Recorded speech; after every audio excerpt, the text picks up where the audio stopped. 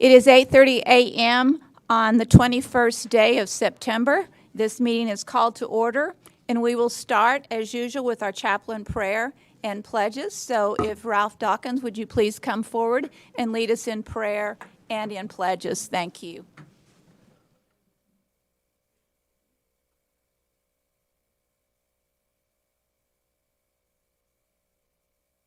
Is the microphone on for him? Good morning. There we go. Good morning. Let us pray. Father, thank you for the opportunity to invoke your word through prayer into this meeting today. I thank you for those who are in authority in the city, and I pray and lift up the mayor, her staff, the assistants, the city council members, the city manager, and every person and department that is instrumental in leading and directing our city. I pray that you would bless them today to work together in unity to tackle the agendas that are on the agenda today. May you keep division and hidden agendas from among them, and I pray that you would give them godly wisdom, direction, and instructions on how to lead and manage and operate this city in all of its departments. We ask your blessings upon the people who have been called to lead in this community in which we live, work, and play. I ask, God, that you would work with them mightily today. Let them come into this meeting in this room and have them to have a cause and make this a productive meeting. Lead each and every one of them to make fruitful contributions at this time. Enable them to think, strategize, and create ways to meet their goals and objectives today.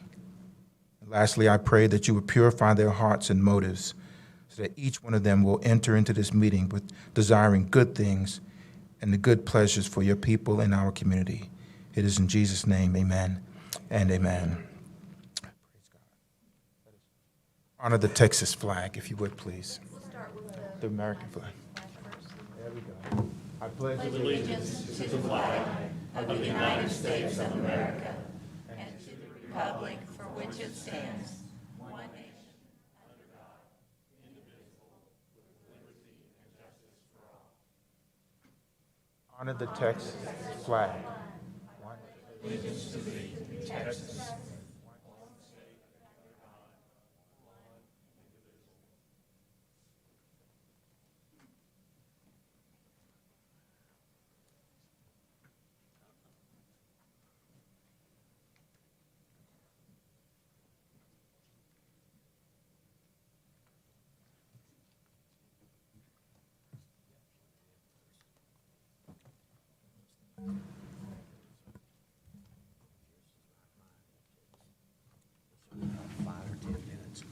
Our first proclamation this morning will be the proclamation of September 20th through 26th, 2021 is Rail Safety Week. I'm sure there's some people from the Rail Museum that are here, and so please come forward.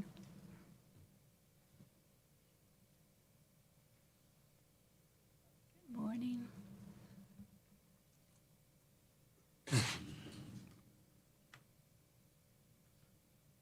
The Railway Museum of San Angelo is a leader in supporting highway, rail, grade crossing, and pedestrian safety programs in partnership with Operation Lifesaver.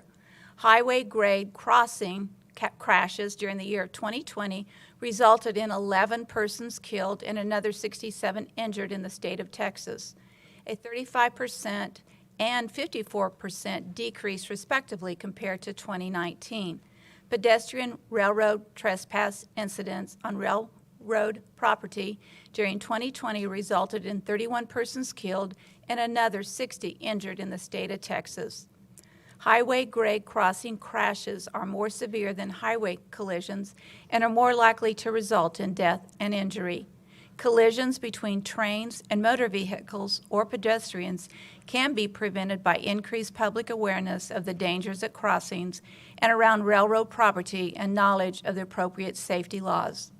Operation Lifesaver is the foremost public information and education program dedicated to preventing highway, rail, grade crossing crashes and pedestrian railroad trespass incidents.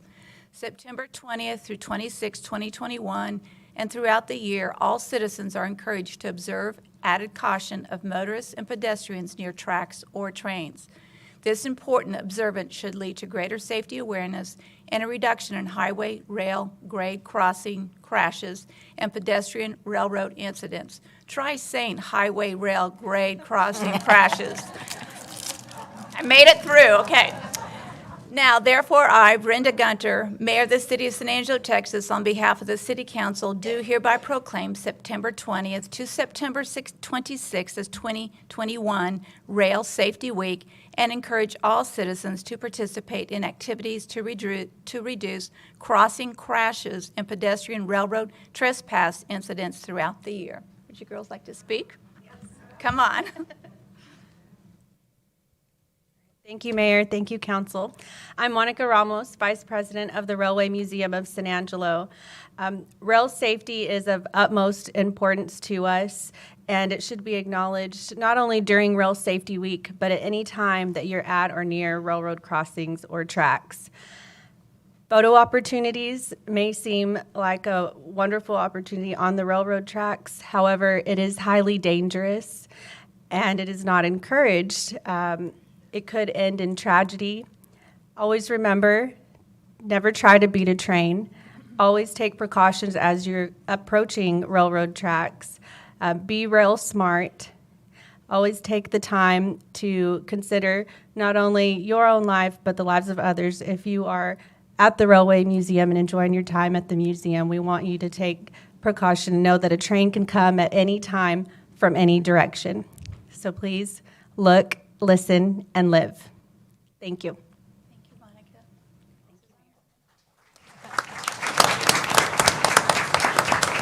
I don't know if they still do it, but I know when I was growing up in our little town, it was sort of a mandatory thing that you would see a film on crashes, trains into automobiles. So do they deal with that still?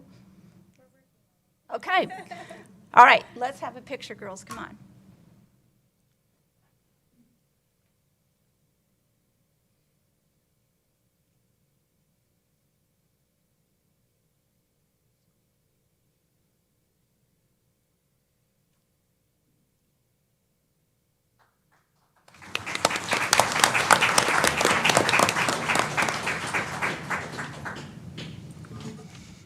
We now will have a proclamation of October 2nd, 2021 as Junior League of San Angelo Day, and I know we've got some junior leaguers here. Come on up.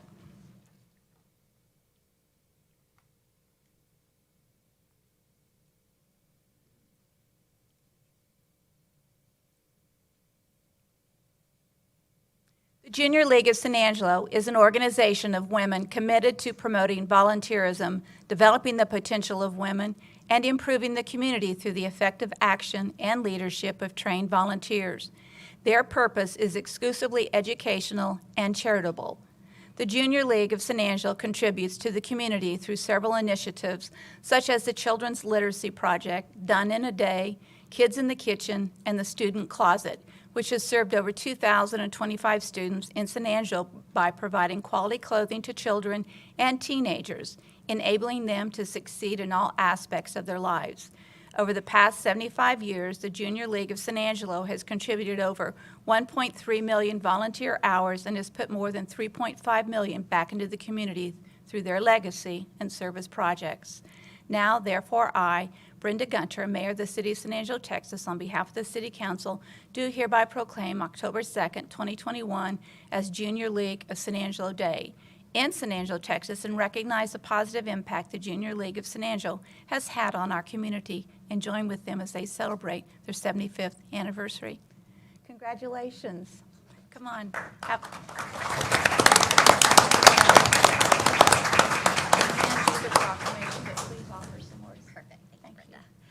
Hello, I'm Stacy Graves, the current president of the Junior League of San Angelo. I just want to thank Mayor Brenda Gunter and the council this morning and every one of you guys that have supported the league over the last 75 years. It's a very special day for us today to be recognized, as we have been in the community for so long, but it feels like today we're actually being recognized for everything that we do. So thank you all, and we appreciate everything.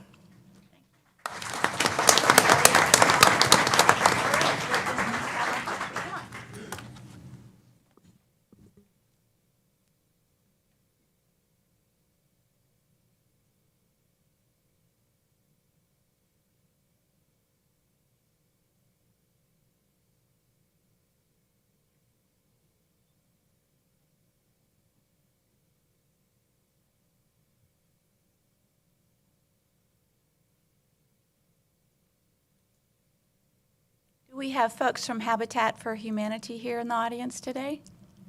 Come on.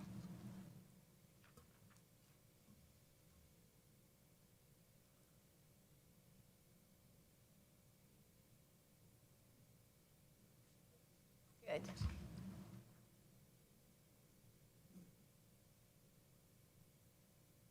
Habitat for Humanity began in 1976 as a grassroots effort on a community farm in southern Georgia. The Christian housing organization has since become a leading global nonprofit working in more than 1,300 communities throughout the U.S. and in more than 70 countries. Families and individuals in need of a hand-up partner with Habitat for Humanity for a place they can call home. Habitat homeowners help build or improve their home alongside volunteers and pay an affordable mortgage. Everyone can help families achieve strength, stability, and self-reliance they need to build better lives for themselves.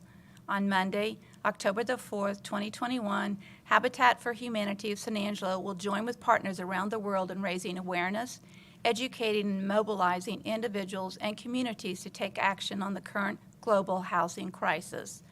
Habitat for Humanity of San Angelo joins our partners to rededicate ourselves to recognizing the basic right of everyone to adequate shelter. We ask everyone to join together as a global network in communicating the message that each one of us deserves the opportunity for a better future. A decent place to live can remove barriers to opportunity, health, and success for growing families now and for generations to come. Now, therefore, I, Brenda Gunter, Mayor of the City of San Angelo, Texas, on behalf of the City Council, do hereby proclaim Monday, October 4th, 2021 as World Habitat Day 2021 and Affordable Housing Day in San Angelo, Texas, and encourage our citizens to stand together with Habitat of Humanity in San Angelo, Galilee Community Development Corporation, and the City of San Angelo to help provide affordable housing throughout our community. Through shelter, we empower. Who's going to speak? Are you going to? Please take this, Pam. Thank you. Thank you, Mayor Gunter, council members. I really appreciate it. Stephanie Hamby, Bob Solis, Stephanie from Galilee, Bob Solis from the city. Very, very important. Shelter is one of the most important things that you can have, and affordable shelter is really, really important. There are more and more people who are working every day but can't, they would never be able to go to the bank and get a traditional home loan. We want our children to be able to grow up in a safe and secure environment, be able to go home every day to do their homework and a place to live, and not have to choose on whether they're going to be able to eat, whether they're going to be able to afford a home with shelter, if they're going to be able to go to the doctor.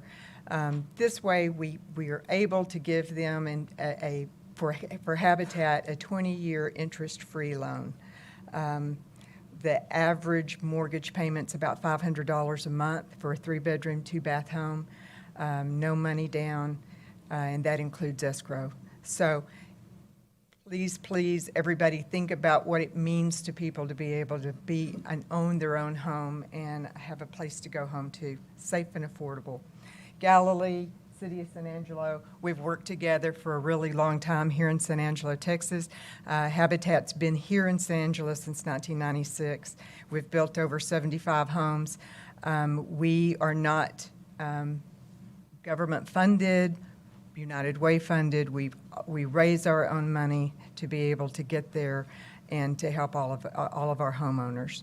Thank you very much. We really appreciate you.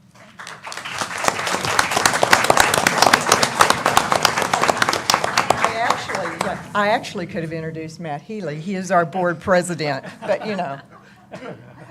give me a mic. It is not the first time that I have been ignored. I wouldn't be doing Habitat justice unless we let you know that it's through community donations that we're able to build these homes. So COVID has made it very, very tough over the last couple of years. If you have a few dollars to donate to Habitat, it goes right to building homes for very needy families, and we appreciate it. Thank you so much.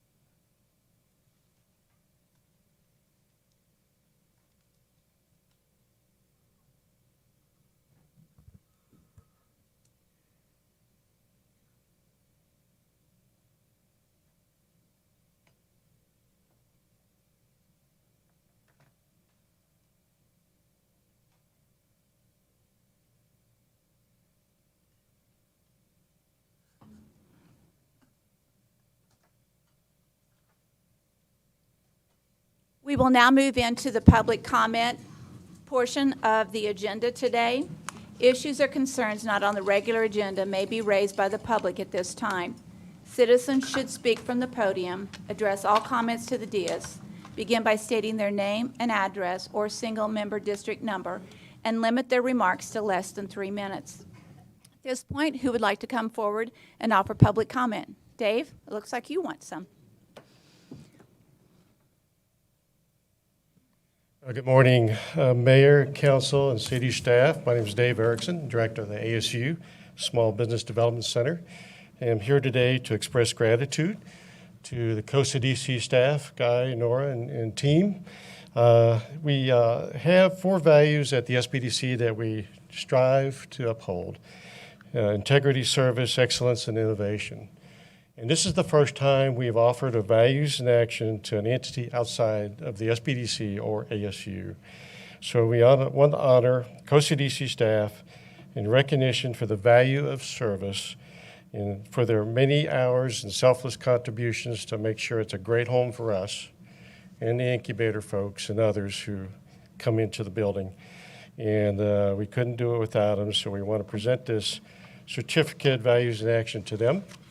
And we'll hand this to Guy when we get back to the office. So thank you very much. Also, with me today is a graduate assistant for the SBDC, Stella Lay from Vietnam. And she's here with me today. So thank you. Thank you very much.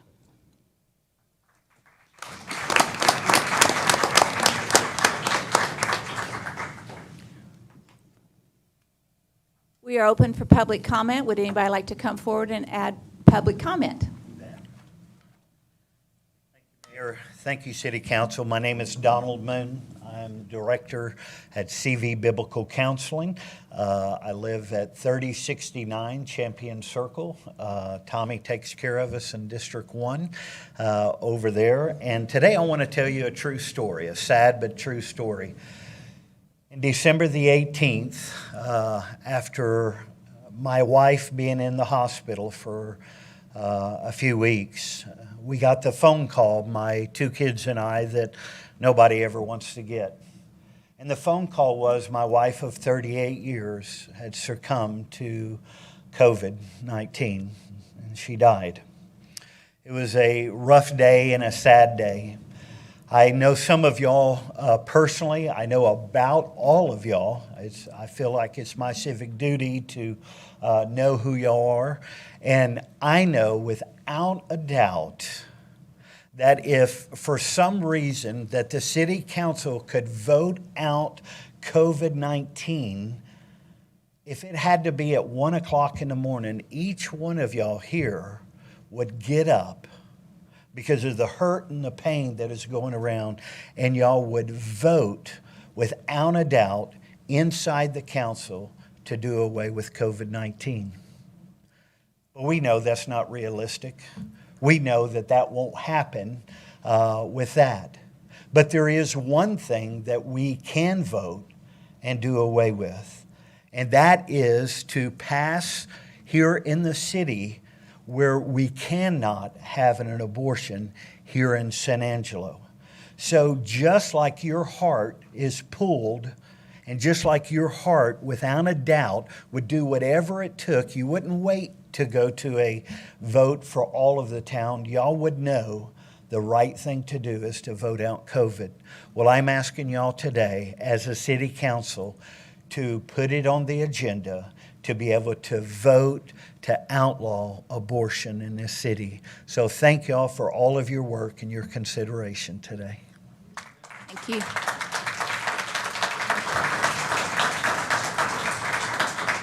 Who else would like to come forward and offer comment?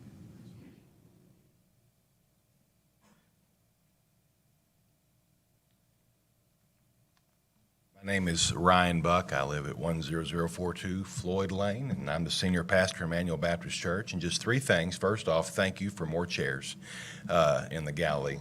We all appreciate it very much. And then just two other quick things. Yesterday morning, myself and our supporters held a press conference just to try to communicate to the city of San Angelo who we are and why we're bringing this issue to the forefront. I made some comments in response to some public statements that, Mayor, you had made, and some of those were very direct, but I want to reiterate the fact how much we appreciate you and pray for you. Even if we have differing views on one issue, I know how difficult it is to be in public service. And so I just want to start with that. But then the other thing I just want to make mention, there was a comment about if we are going to handle this abortion, this ordinance in the city, that we want to go the way of Lubbock. That was a comment. I just want to make a public statement that the way of Lubbock was the city council and the mayor voting against this ordinance publicly. So the citizens had to do a referendum. And then it went on the agenda, or it went on the ballot, and overwhelmingly the citizens of Lubbock passed it. So that the council and the mayor were against the people. And I just ask that that not be the case in San Angelo. I know there is a minority of people, and I could be wrong. I believe there are a minority population in San Angelo that are against this ordinance that we're proposing. But I believe that it is the right thing to do, and I believe overwhelmingly the majority of our citizens are for this. And I just want to ask to save San Angelo 8 months of outside influence coming in and bringing a worldview contrary to what we hold here. We're willing to walk through that as the majority of San Angelo citizens. I think we are all willing to do that, but I know how hard it'll be and how divisive it could be in a culture that is already polarized. So please, put this on an agenda soon, I hope, and vote on it. We pray for you. Thank you for the opportunity to speak.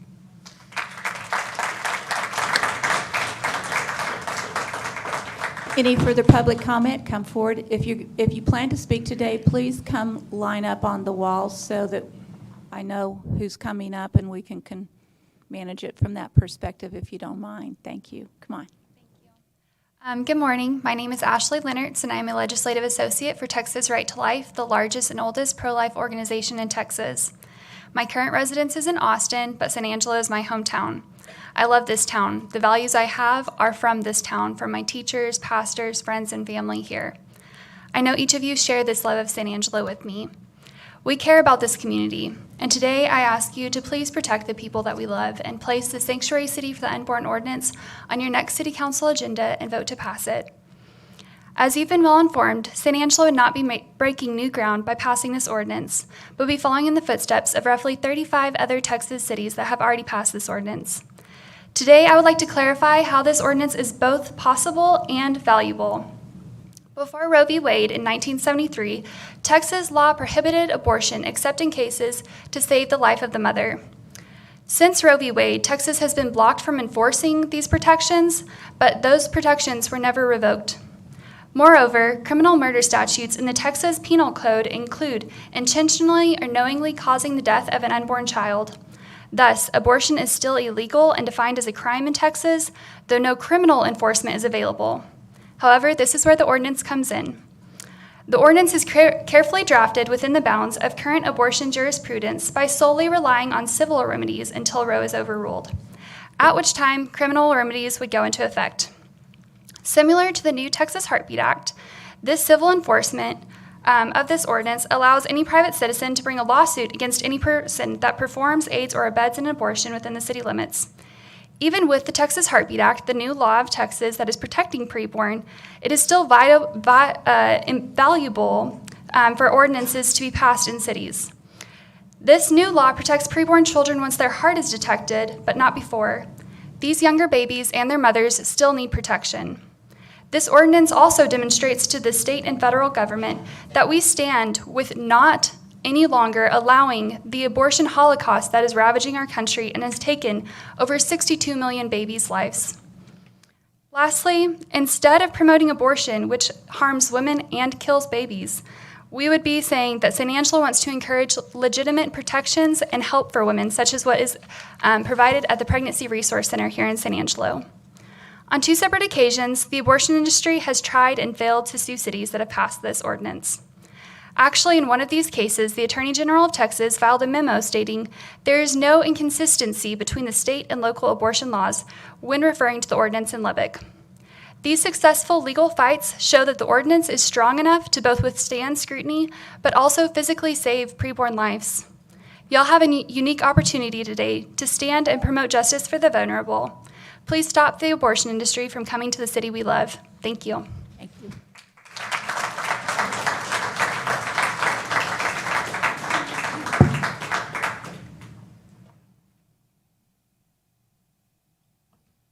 Good morning, City Council members and Mayor Gunter. My name is Anna Martine from District 5, and I'm before you today to speak in opposition to the Sanctuary City Ordinance.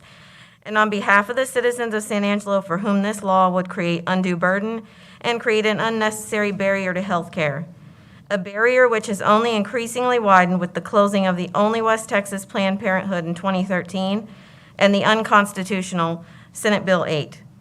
You have heard from some citizens that all the people of San Angelo want this ban.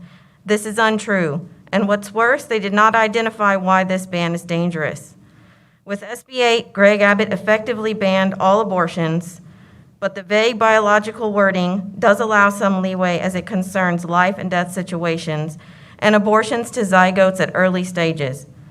Although it is improbable that a pregnant person would be able to meet the 6-week timeline, it does allow a person some time and options. This so-called Sanctuary City ban is an ironically named ordinance at best. It eliminates safe haven and merciful assistance for those with unwanted, unhealthy, unsustainable, and forced pregnancies. It allows for no exceptions in cases of rape, incest, forced insemination, or extremely early stage pregnancies for which Plan B could be a remedy. In fact, it outlaws Plan B, a pharmaceutical which by all accounts should be prescribed as a doctor sees fit. This ban also prohibits providing transportation, giving money to a person seeking an abortion, and places the onus of responsibility for life-saving measures directly on the livelihood of doctors.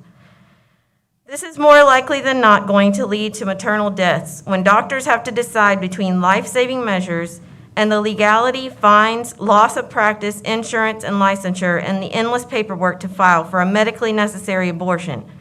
This ban also makes doctors liable to both parents with no statute, irrespective of their relationship, and opens the door to allowing any male party decision-making capabilities over the female.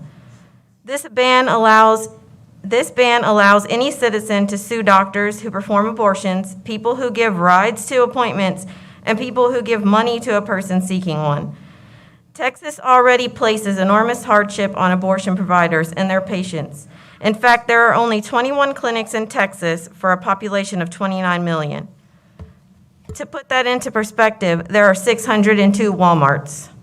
And although unwanted and unsustainable pregnancies overwhelmingly occur in lower income brackets, no federal dollars are used to subsidize the cost. Texas abortion. The 2-minute or the 3-minute button. Yeah. Texas abortions are trending downwards, but rather than praise a genuine effort Finish your sentence. to increase the humane conditions of Texas, you should know this is a premeditated act.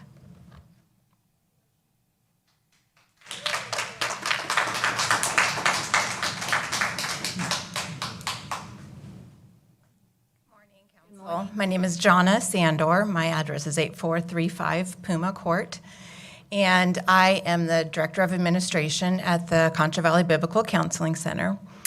I am here on behalf of our post-abortion counselor, Lou McLemore, who's out of town today. And she's a good friend of mine, and I know she would like to be here to stand up for these women. Most of the pro-life argument is a woman's right to choose. But what I have learned from Lou is that women don't necessarily know the lifetime of pain that they are choosing when they decide to have an abortion. The sorrow is immense for them, and not only them, but also their families. And they feel that their actions are shameful. For these reasons, healing, though necessary, is impeded. Because of their shame, it is not usually even discussed. And I'd like to comment on the previously mentioned need for abortion in cases of rape and incest. This would only pile trauma on top of trauma instead of dealing with the initial trauma in the beginning. So please vote for an ordinance today to make San Angelo a sanctuary city for the unborn. It is important for you to know that if you announce that instead this will go to on a ballot in November or another future date, Planned Parenthood will open up shop immediately and start providing abortions to the Concho Valley and the surrounding areas. Then, when we, the people, vote in to make San Angelo a sanctuary city, there will immediately be a lawsuit between Planned Parenthood and the city, both of which I know neither of us want to have to deal with. It is for this reason that you, our voted-in city council, need to lead our city with a vote to make San Angelo a sanctuary city for the unborn today. Thank you.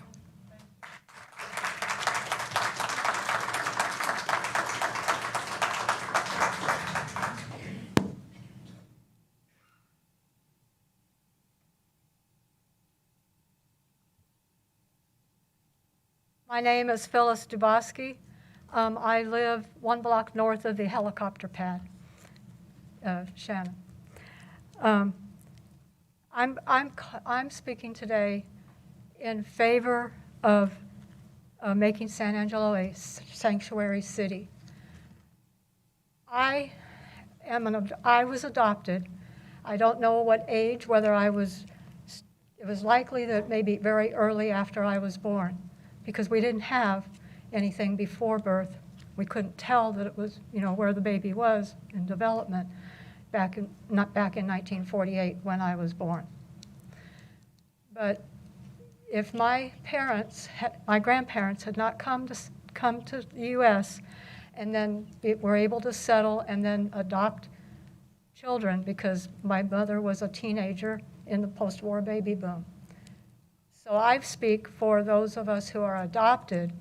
If abortion is made legal, there are fewer adoptions because there are fewer babies to be adopted. Also, I speak with information that is accurate about the development of the unborn child. The foundations for the brain are laid about 18 to 20 days after conception. That's less than 3 weeks. The heart begins beating 21 days after conception. So that is 3 weeks. So how can you say that the unborn child is not human, or that doesn't exist, the baby should have no rights? If this had been back in 1948, if the situation today in our society had been existing in 1948, I might not be here, because there might not have been a baby to adopt. By week 22 days after conception, the eyes have started to form, and the eye color is already determined. That can't be changed. So there's a lot going on in early pregnancy, even before you go to the doctor. That's a 2-minute warning. You have a minute to finish up. Okay. So because the baby is already developing, and because of the fact that there will be fewer babies available for adoption if Roe v. Wade continues to be, it is made the final authority on laws in the state of Texas. If we still have abortion... Need to wrap it up. Okay, thank you.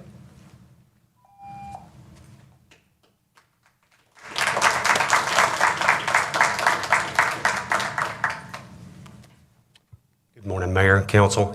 Glad to see you guys this morning. My name is Scott Ferris. I reside at 106 East 42nd. I'm over in Tom's district. So I'm usually not one to get up in front of crowds. If any of you know me, I served on the fire department here for 24 years. I also served on the AirMed 1 for a little over 7 years during my career. So I didn't know I was adopted until I was 26 years old. My mom chose life. She chose to allow me to give more back to the citizens. So, and I thank God every day for that. You know, now that I put that into perspective, I thank God that she chose life back in 65 when I was born. So, to the comments that was made earlier, 1% of abortions happen because of rape. 1%. Less than 0.5% happen because of incest. So, I don't know what my circumstances were. I don't care. All I know is that I'm here and I'm alive. I've had the chance to serve as a tool for God, if you would, throughout my career. I've had little women grab me around the neck while I'm trying to cut them out of a car, begging them not to let them die. I don't have that power. That's God's will. But I couldn't tell them that. All I could do was do my job that I was trained to do. I had a young man when I was on the helicopter that his parents were begging me not to let him die. He was burned so bad he should have already been died. I was putting a tube in his throat, and I knew that he may never speak to his parents again. And they were begging me not to let him die. They had a voice. We're speaking for those that don't have a voice. We're up here for those that are alive that don't have a voice. So I just wanted to share that with you guys today. I've got a loved one that lives in the San Antonio area, and she's had 8 abortions. That's one for every seat that's up there on that city council. And she uses them like birth control. It's not because of rape or because of incest or because her life is in danger, she's going to die. It's because of her sins. And she chooses abortion. That's her way of life. I'm not okay with that. I can't sit back and not say anything else. So in John 10:10, you know, it tells us in Scripture that the thief comes to steal, kill, and destroy. And Jesus says that I come that they may have abundant life. So where do you stand today? That's all I've got to ask.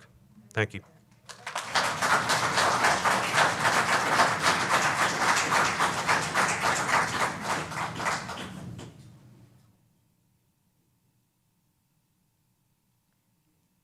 Good morning, Susie Smith, and I live on Willowbrook.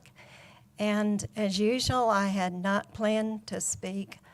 I really am a very shy person, and but I have been moved this morning by stories and by information, and information much of which is not true, very biased, but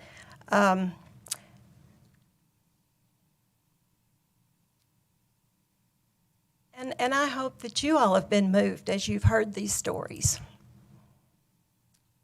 Because we are human. We're people. We're not machines, even though some people are trying to make us machines. But my husband is 77 years old. And he may not like the idea that I'm exposing some information this morning, but I feel it's very relevant because abortion was not legal at that time. And had it been, we would not have shared 54 years of marriage. And he was born of teenage parents who thankfully put him up for adoption. And I've been very blessed.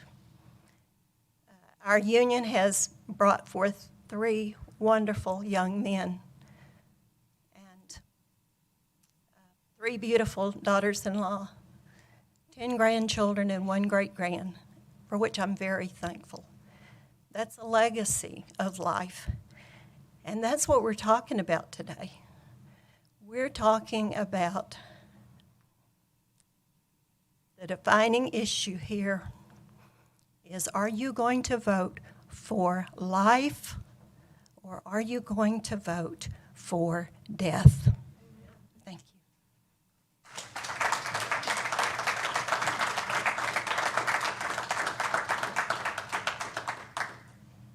Any further public comment?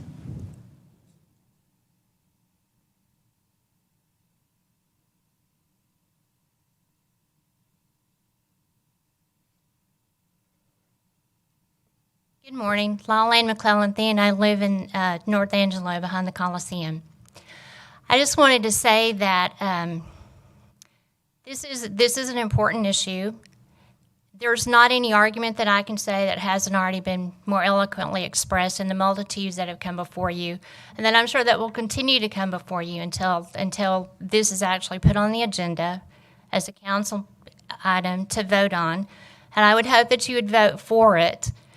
And in the grand scheme of things, we can't in our little city outlaw abortion statewide or nationwide, but within our city we can, put this in place, this ordinance in place, and make it a little more inconvenient for a woman who's wishing to seek an abortion. We can make our city at least, that more respectful of life, and as I said, it just makes it a little bit more inconvenient. The abortion, unfortunately, would still be available for someone that wanted it, but it just would not be within our city limits. Thank you.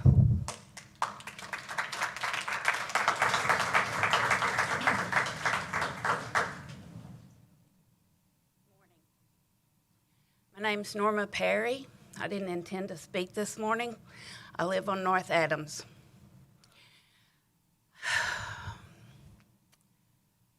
What I'd like to address is the fact that we have 15,000 children in our welfare system waiting. They are in foster care. We can't take care of what we have. I have been a child welfare worker. I have been a person who has run child care, not personally, but for indigent people, those who have no idea how to take care of children. I have been a teacher. I have seen in our school systems the effect of children who cannot go home at night safely. And if their parents had a choice, they would not have had them. It is wrong for children, for the ones that exist. And we have a responsibility. If we can't take care of what we have now, my first thought is that everybody who signs a petition for this sanctuary city needs to be sued, and needs to be sued for 18 years, the life of the child that whoever brings into this world that they can't take care of, then somebody needs to be responsible for it. And I would say that would be the people who want to take care of all these kids that are not born when they're not even children. That, you bring them into the world, and then, they're cute like puppies, and then they grow up. There's just something that we need to do, and that is let women make their own choices about their own bodies. Thank you very much.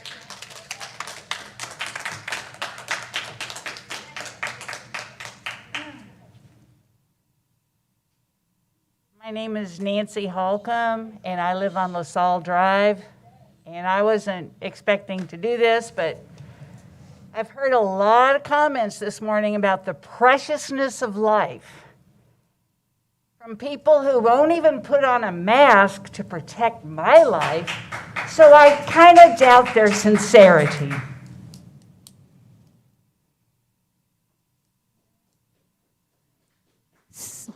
Seeing no one else come forward, I will expect that this will end our public comment. If you are going to offer public comment, please come up front so we can get as many people an opportunity to talk.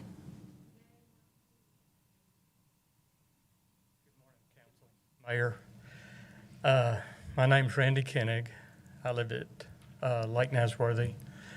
I wasn't going to speak this morning. I've been praying about it. And I really don't know how to broach this. I feel very strongly in my heart, and I have for most of my life, that God does not make mistakes. God blesses us with our children. And the other side has I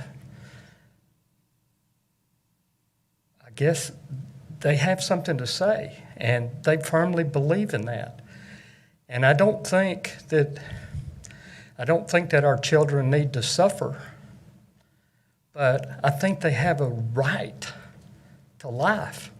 What I think as a country, as a nation, as godly people, I think we need to change the way that we broach this.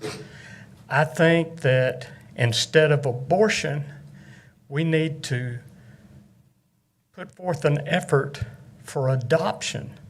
There are so many families out there that can't have children. My wife was adopted, and she is truly a blessing to my life. I have a beautiful son from her.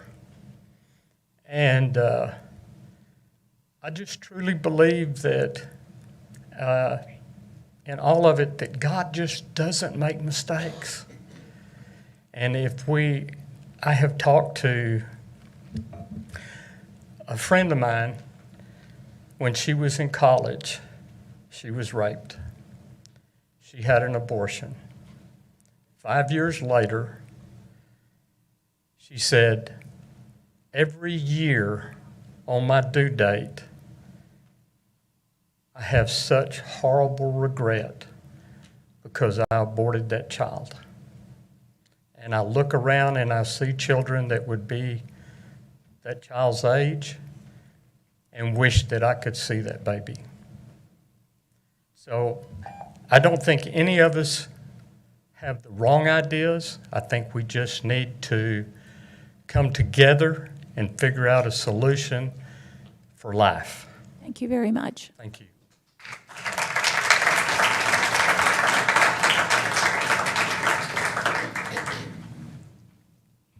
I'm Vera Kirkpatrick, and I live off of Southland.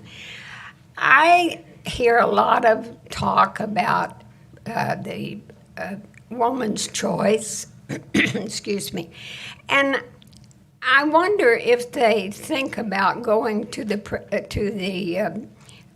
Planned Parenthood and receiving the free birth control that they give away.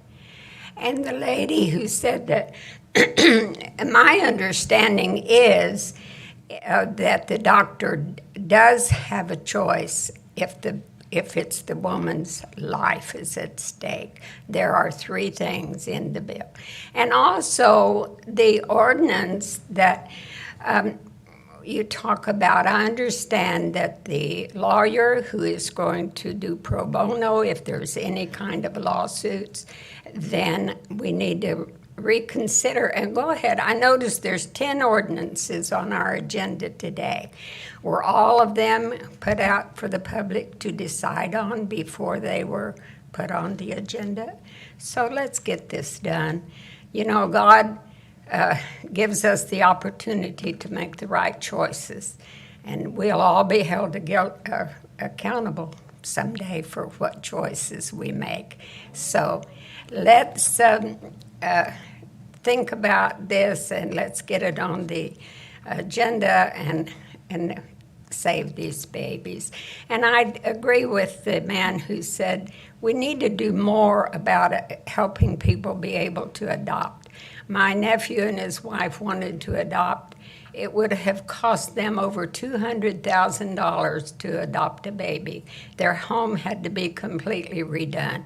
This is ridiculous. We need to work on that, and I know you all probably don't have anything to do with that.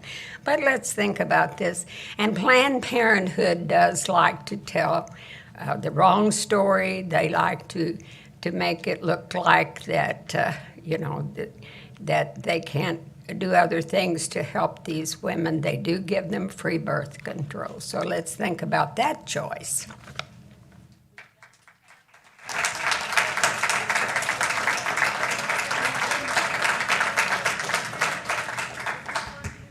Good morning, Council, Mayor. Anna Bartosh, Single Member District 1. I want to reiterate what the fella said just a little bit ago. I had one of my best friends. We roomed together. She had an abortion. And every year, just like he said, on the due date, she would remember and be very remorseful of her decision to have that abortion. So it's not a one-time thing for women. I have been in several blunt acts, and women that have come to acts who have had abortions, this is a big deal. After the abortion, they wrestle with this decision that they have made. They're very remorseful, and it's not something that they can get over easily. It's not like you just go to the plant, to the pregnancy, or to have it and then you're done, one and done. It's not that way for a lot of women. And just, I've never heard the number of Walmarts compared to the abortion clinics in Texas. I've never heard that comparison that we heard this morning. But anyway, just wanted to reiterate that. I was thankfully blessed to grow up in a nice family. No abortions anywhere, but that I know of. But anyway, I was blessed to grow up with a nice, supportive family. And thank you for your consideration of putting this on the agenda. We, the people of San Angelo, elect you. Therefore, you are our representatives, so you could vote to put this on the agenda and put it to a vote. Thank you.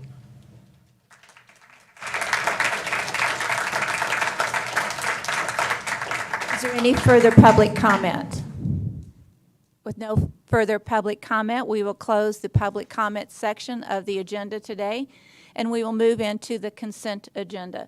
I will ask each council member to, if there's any item that they would like to have pulled from the consent agenda, and I'll start with Larry. No, ma'am. Lane. Lucy. No, ma'am. Harry. I don't need anything to pull, but I would like to make this comment. I'd like for this council to consider what we heard here today and possibly put this on a future agenda item for an ordinance. And I may be... Harry, Harry, at this point... I may be in the minority here, but I think we ought to take a look at this. Thank you, but we are on the consent agenda, and there is a place on the agenda for those comments. Tom? Nothing to pull. With that, we will ask for a vote. All in favor of approving the consent agenda, please say aye. Aye. With none opposed, consent agenda is approved 6-0. We will move into the regular agenda. And the regular agenda is comments regarding items on the regular agenda may be made by the public when each item is discussed as outlined above. Applicants, proponents, and appellants are accepted from the time limit above and must limit their remarks to less than 5 minutes. Item 6A is a first reading and public hearing of an ordinance amending the Code of Ordinances by amending Chapter 2, Administration and Personnel, Article 2.08, Classified Service, Section 2.08.016, Assignment Pay, to add pay for prescriptive training officers and the supervising sergeants. Frank, are you going to present? Chief Frank Carter, come forward.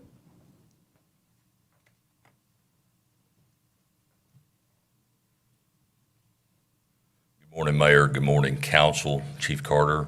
Also have present Sergeant Danny Williams, who's our field training coordinator supervisor.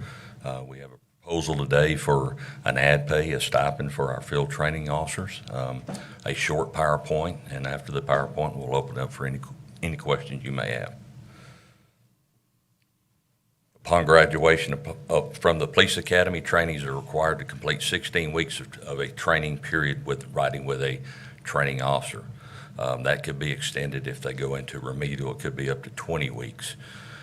During the 16th weeks, they ride with a prescriptive training officer and receive training on a daily basis. PTOs are paid 1 hour overtime each day they're assigned to a trainee.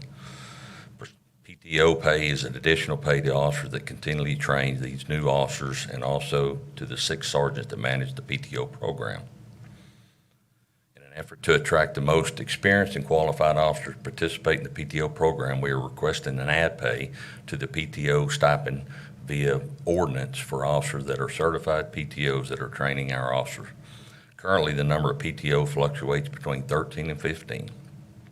Each certified PTO would receive $350 per month additional pay, projected cost of $54,600 for 13 PTOs, and $100 for each sergeant. That's $7,200, which is a total of 6 sergeants. That's 1 per shift. Currently, what we're paying is $70,209 with overtime, and that could be extended even more if they go into prescriptive training, like I said, extended beyond the 16 weeks. With the stipend rate at 13 officers, it'll be $54,600. The 6 sergeants we're requesting would be $7,200. A savings from the stipend would be $8,400, less FICA, $47.28, so a net savings of our budget of $3,600. There's no increase to our current budget at this time to implement this city ordinance. So very short. If you have any questions. Are there questions for Frank on this item? Frank, I think everyone gets it, understands it, and supports it. But we'll take a vote. Thank you. Move to approve by Lane. A second? Second. Second by Lucy. Any public comment on this item? With none, we'll take a vote. All in favor, say aye. Aye. With none opposed, motion passes 6-0. Thank you. Item B, second public hearing of an ordinance of the City of San Angelo approving and adopting the budget for the fiscal year beginning October 1, 2021 and ending September 30th, 2022. This budget will raise more total property taxes than last year's budget by $943,816, and of that amount, $661,346 is tax revenue to be raised from new property added to the tax roll. Thank you, Mayor. Tina Diersky, Director of Finance. As you said, this is the second public hearing of the ordinance to adopt the fiscal year 2022 budget. This does include the city covering increases in health insurance, raises for police and fire at 5%, raises for other employees at 3%, plus the implementation of loyalty pay, and of course the 3 FTE positions for backflow prevention in the water fund. This again just goes through what's included in the budget ordinance. I'm not going to read through all of this again since you saw it last meeting. But what we do need today is a record vote on the budget, adopting the fiscal year 2022 budget as it's been presented. Do we have the language that we need to use? This one doesn't have specific language, but we do need to include in the motion that we want this version of the budget to include item 6A that was just approved. Do I have a motion? Move to approve. Item 6A. Okay. A second? Second. A second by, I'm not sure whose voice that was. Larry's voice. Larry, Larry. okay, sorry. With that, is there any public comment concerning item 6B and adding 6A to the budget? If we could just go one by one with the record vote. All right, Larry? Lane? Aye. Lucy? Aye. Brenda? Aye. Harry? Aye. Tom? Aye. Motion passes 6-0. We'll move on to item 6C, final public hearing of an ordinance levying property taxes for the City of San Angelo, Texas for the 2021 tax year. An ordinance fixing and leveling ad valorem taxes for the current tax year for use in support of the municipal government of the City of San Angelo, Texas for the 2021-2022 budget year, providing for the assessment and collection thereof, providing when the tax shall become due, providing when the tax shall become delinquent, providing for exemptions, providing for severability, providing for publication on the city-operated website, and providing for an effective date. And Okay, so we have specific language that we need to use, and where is that language? This is the language, so each person will.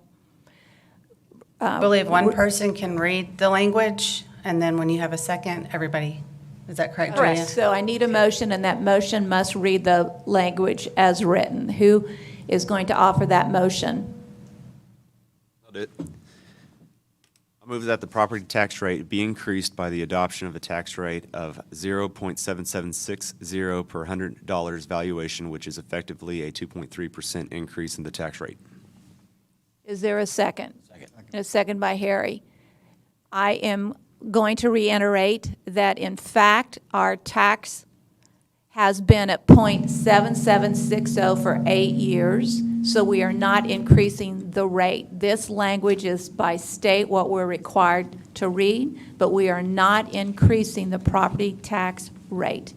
With that, I will take a vote. Larry? Aye. Lane? Aye. Lucy? Aye. Harry? Aye. Tom? Aye. Brenda Gunter? Aye. Motion passes 6-0. Thank you, Mayor. Item D, first reading and public hearing of an ordinance requesting to approve the abandonment of a 2,250 square foot, 15 feet by 150 feet alley on the north side of East 46th Street between Travis Street and Oakland Street. John James, you're on. Thank you. John James, Director of Planning and Development Services. I'm going to have to flip through some of these because the first case actually ended up last on the slides, so.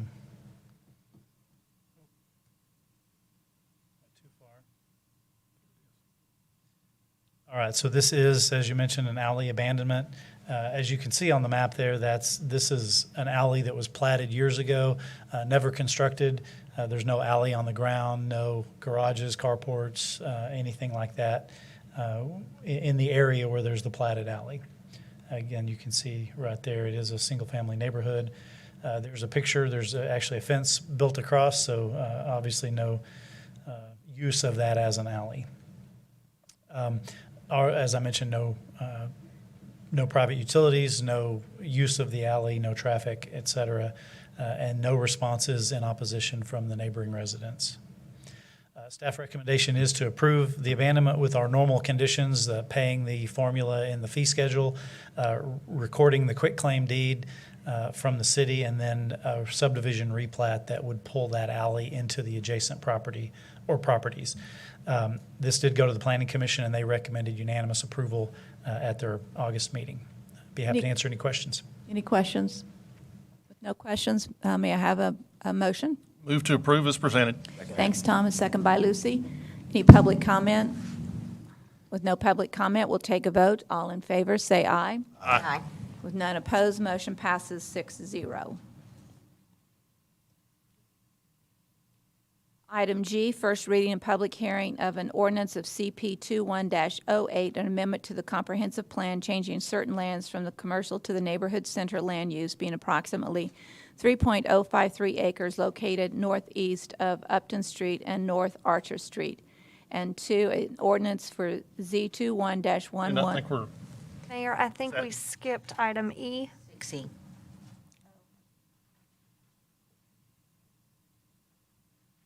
I give you a cheat sheet. Let me back up. First reading and public hearing of an ordinance for CP 21-06, an amendment to the comprehensive plan changing certain lands from the neighborhood to the neighborhood center land use, being approximately .728 acres located at the southwest corner of Lilly Street and West 19th Street. An ordinance for Z21-09, a rezoning from the single-family residential zoning district to the neighborhood commercial zoning district, being approximately .728 acres located at the southwest corner of Lilly Street and West 19th Street. John, you're on. Thank you. As you mentioned, this is both a change to the comprehensive plan and a rezoning. You can see here there are two lots right there. This is 19th Street and this is Lilly Street. And you'll see a little bit better in a minute, but these are vacant lots, currently zoned residential, and you can see there's some residential around, but there's also some industrial and commercial type activity just to the west, the west. This is kind of a blow-up of the area, so you can see heavy commercial right across the railroad tracks. There's already some neighborhood commercial right across the street, and so that's what's proposed for this corner as well, neighborhood commercial. And of course, there is commercial over back to the east as well, but with this residential neighborhood in between it. So it is some commercial moving closer to the residences in the neighborhood, but it is in this intersection that already has 3 of the 4 quadrants of the intersection are already commercial. You can see the current future land use of the area is neighborhood, and it would change to neighborhood center, which is our lowest intensity commercial zoning or planning and zoning districts. The neighborhood commercial is. We did send out our notices to the surrounding property owners, did not receive any responses in favor or in opposition. Just a picture of that subject property. You can see the home behind it with that screening fence already in place. Just a couple more pictures down 19th and Lily. You can see back in the distance on the picture on the left is that kind of heavy commercial type activity just across the railroad tracks. As I mentioned, this is a transition from that heavy commercial to the zoning, the residential zoning area, and so it is kind of a transition area, which does make it compatible with kind of general planning principles. There are no retail shopping areas, although you saw a lot of commercial on that map. There's not a lot of retail in this area, so this would serve a need for that area. Staff does recommend approval of both cases, and the Planning Commission also unanimously recommended approval. With that, I'd be happy to answer any questions. Are there any questions, Lucy? I had a question, but you answered it because I was going to ask as far as what kind of businesses would there be. I know that you said there would be a low kind of,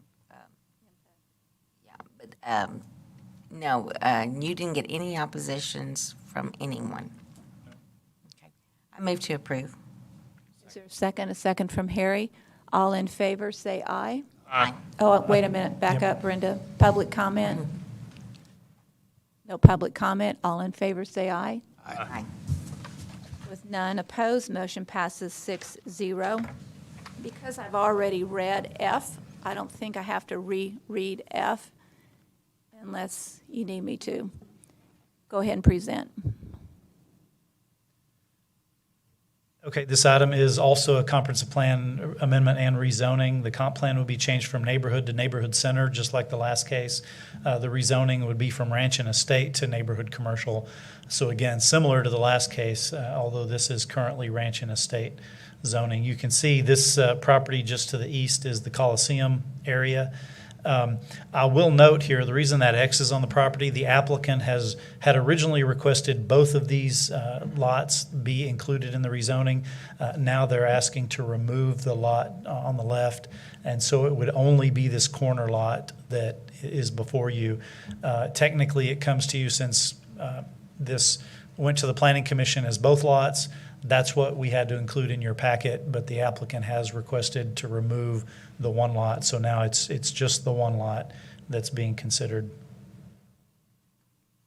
Mayor, Yes. I believe that when you were reading the caption earlier, you were reading CP 2108, so just in case there's any future issues, if you would just go ahead and read this Sure. caption. First reading and public hearing of an ordinance for CP 21-07, an amendment to the comprehensive plan, changing certain lands from the rural to the neighborhood center land use, being approximately 4.310 acres located at the northwest corner of Grape Creek Road and West 47th Street, and 2, an ordinance for Z21-10, a rezoning from the ranch and estate zoning district to the neighborhood commercial zoning district, being approximately 4.310 acres located at the northwest corner of Grape Creek Road and West 47th Street.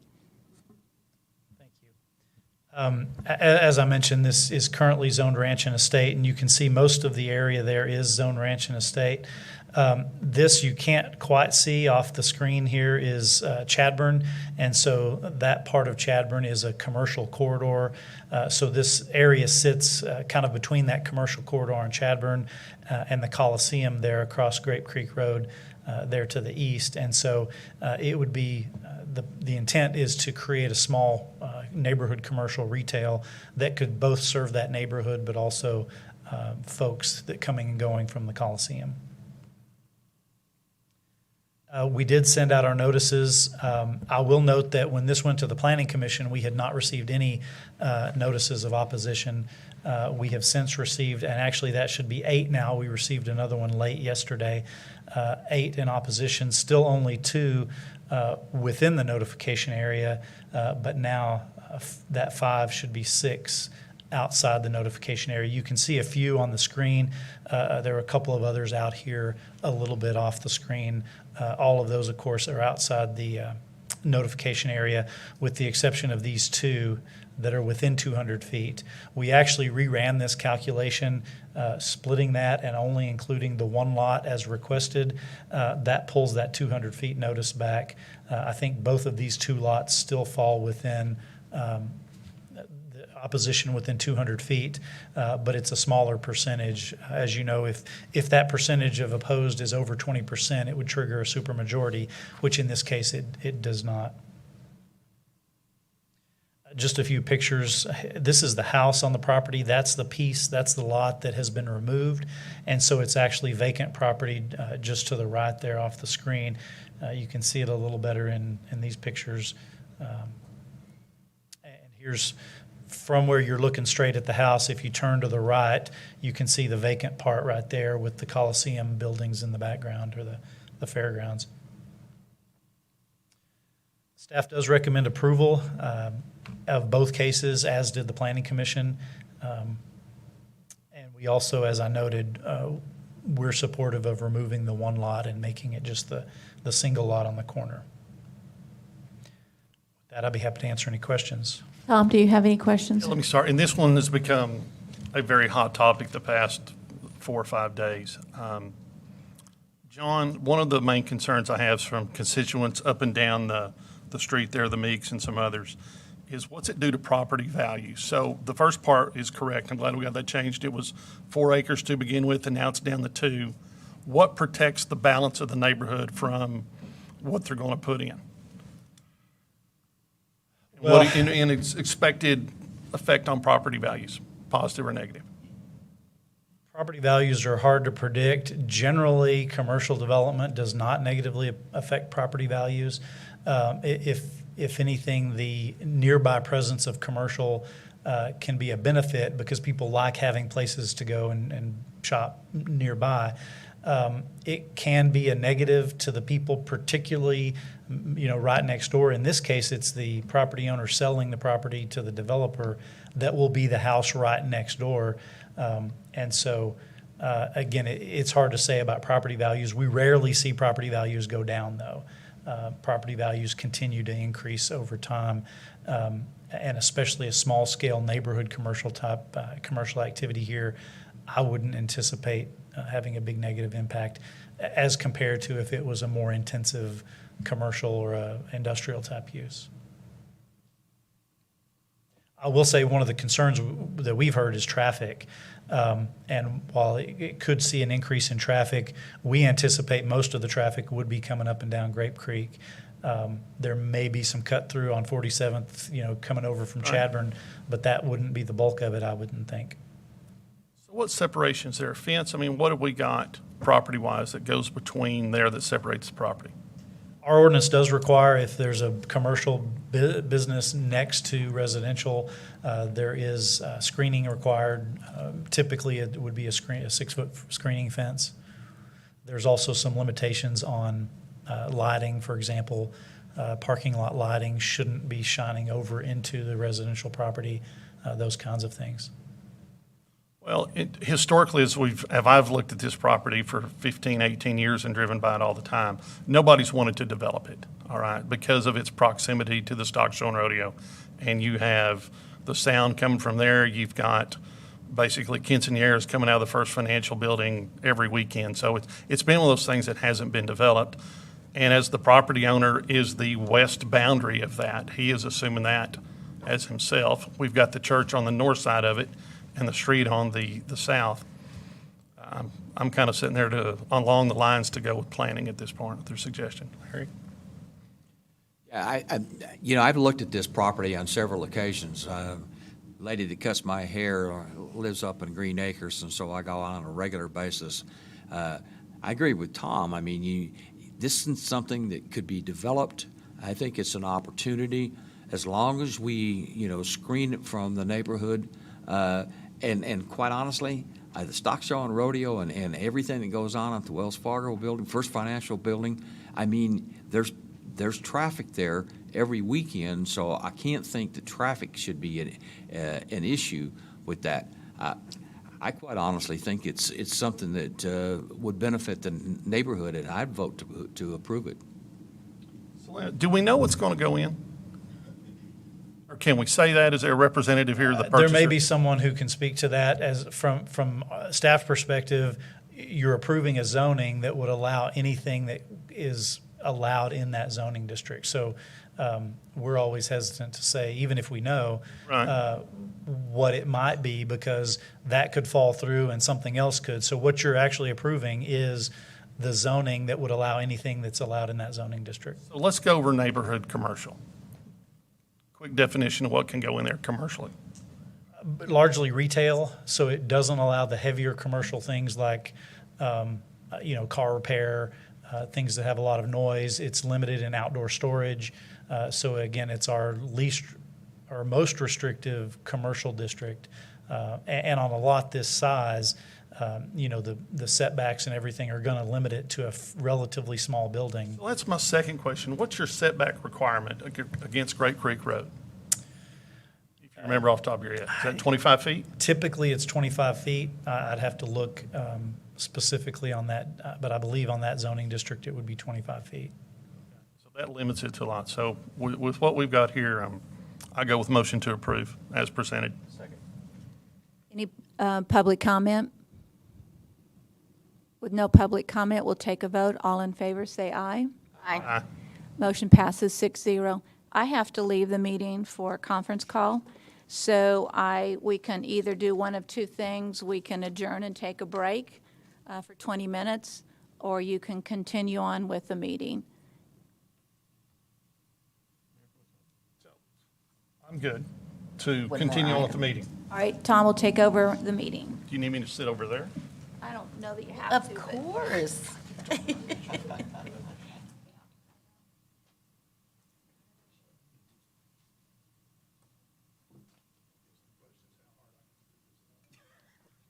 Already read G, so. I was fixing to say, I don't have to read it, do I?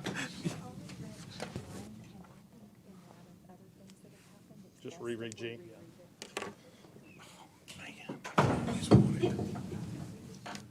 little red in the face, Tom. Very tough. Now you're going to label me as wrong. Roll, Tom. Cool. Daniel just said this will be fun. We're going to move on to item G, the first reading and public hearing of an ordinance for CP 2108, an amendment to the comprehensive plan, changing certain lands from the commercial to the neighborhood center land use, being approximately 3.053 acres located northeast of Upton Street and North Archer Street. And item 2, an ordinance for Z21-11, a rezoning from the light manufacturing zoning district to the single family residential zoning district, being approximately 0.44 acres, located at 1502 Upton Street. Presentation made by John James. John, you're on. Thank you. You can see here the location. It's Bell Street there. And you'll see in a second why we're proposing the way we're doing it, but it's a change to the comprehensive plan for the entire block. But the rezoning request is only those 2 lots on the corner. I'll talk a little bit more about why that is. This whole area is in our future plans as light manufacturing. However, it is not developed that way. This whole block is residential. But we were concerned about changing the plan and the zoning on just those 2 lots if the remainder was still designated long-term as industrial. And so what we had proposed is coming in and changing that entire block to that residential neighborhood future land use plan. In looking at the surrounding area, I think the idea was maybe this could become an industrial area back when this area was planned decades ago. We just don't see that happening, particularly on this block, maybe a little bit farther to the west. But given that this entire block is already residential, they want to rezone it for more residential. It just makes sense to pull in that that block as the zoning for residential. We did send out the notifications to the surrounding 200 feet property owners. We did not receive any in opposition. We did receive one in support. So staff does recommend the change to the comprehensive plan as well as the rezoning, and the Planning Commission also recommended unanimously. I'd be happy to answer any questions. Is the information provided? Has anybody got any questions? Lucy, your district. No, it's not. Is this Harry's? Harry, you good? I'm good. I move to approve as presented. Second. Public comment? No public comment. We'll take a vote. All in favor, say aye. Aye. Aye. Opposed? Passes 6-0. Excuse me, 5-0. Excuse me. All right, with that, we'll move to closed session. Executive session under the provision of Government Code Title V, Open Government Ethics, Subtitle A, Open Government, Chapter 551, Open Meetings, Subchapter D, exceptions to requirement that meetings be open under the following sections. A, Section 551071, consultation with the attorney regarding ward law et al. Versus City of San Angelo and Life Point Church. With that, we'll move to closed session. We should reconvene in, Teresa, 45 minutes? All right. Okay.